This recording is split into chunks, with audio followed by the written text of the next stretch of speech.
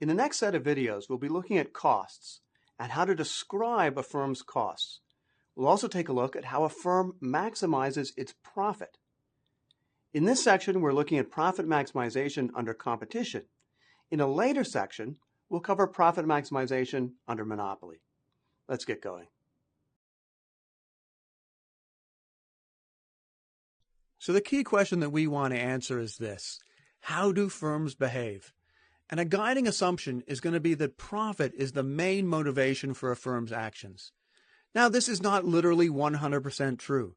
Nevertheless, for most firms, most of the time, profit is going to be a key motivator. For firms with a lot of competitors, competition alone is going to compel them to maximize profit. Because firms with a lot of competitors that don't maximize profit, they're going to be out of business pretty quickly. For firms with more market power or monopoly power, they're not compelled to maximize profit. Nevertheless, the owners are still going to want profit. Who doesn't like profit? So for most firms, most of the time, this is going to be a good assumption. The key question then becomes, how? How do firms maximize profit? And the basic answer is by choosing price and quantity, by choosing what price is set and what quantity is set. Now, some firms have more control over their price than others. In the next chapter, we're going to be looking at a monopoly, which can choose price and quantity with some restrictions. In this chapter, we're going to be looking at a competitive firm, which takes prices as given. It doesn't have much control over its price. We'll explain why in a moment. And it chooses quantity. So for a competitive firm, quantity is going to be the key choice which determines how much profit the firm makes. So we're focusing in this chapter on one type of firm, the competitive firm, the firm in a competitive market. Now, what are the characteristics of this firm and market? Well, the product that the firm sells is similar across many different sellers. So think about this stripper oil well. This small oil well, it produces oil which is pretty much the same as the oil produced by the well next door, which is pretty much the same as the oil produced by a well in Saudi Arabia, which is pretty much the same as the oil produced from Mexico or from the North Sea, and so forth. Oil is pretty much the same across all over the world. Or think about wheat, or soybeans, or steel, or concrete, or paper. All of these are competitive markets. The product is similar across sellers. In addition, in all of these markets, there are many buyers and sellers, and they're each small relative to the total market. So this stripper oil well produces only a small fraction of the world's total production of oil. A wheat farm, any given wheat farm, produces only a small fraction of the total production of wheat. Alternatively, we may have the case where there are many potential sellers. So even if a firm, a grocery store in a small town, is the only grocery store in the small town, it's still in a competitive market, because if it were to raise its price, there are many potential sellers who in the long run could sell in that same town. So that's a competitive firm. It's producing a product which is similar across sellers. There are many buyers and sellers, each small relative to the total market, or there are many potential sellers. So let's suppose you own one of those stripper oil wells I showed in the previous slide.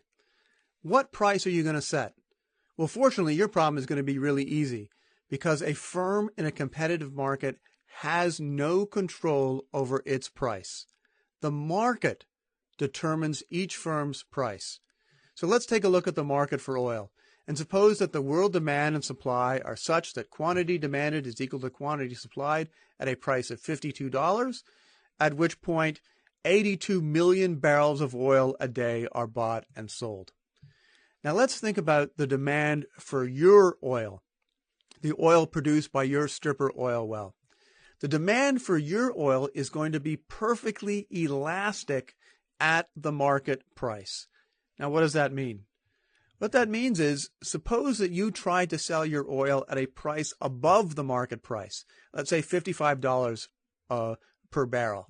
Are you going to sell any oil? No. Not even your mother thinks that the oil from your well is so special that she would be willing to pay more for it.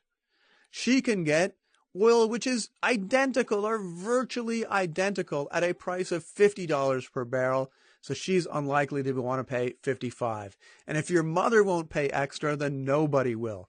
So if you try to set a price higher than the market price, you're not going to sell any oil at all, zero. Now, you can sell as much oil as you want below the market price, but why would you want to do that?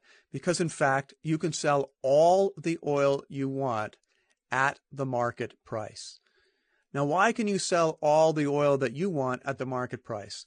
Simply because your production, let's say 10 barrels a day or 20 or 30, it's so small relative to the world production of 82 million barrels of oil per day that however much you produce from your single well, that's not going to influence the price of oil.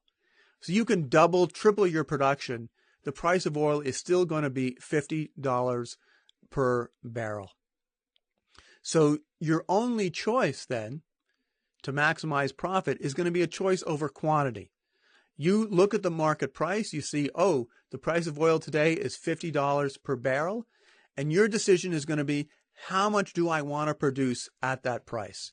Do I want to produce 2 barrels, 3 barrels, 4, 10, 20? How much? That is going to be your key question. And that's the key question we'll take up next time when we also add into this diagram your costs. If you want to test yourself, click Practice Questions. Or if you're ready to move on, just click Next Video.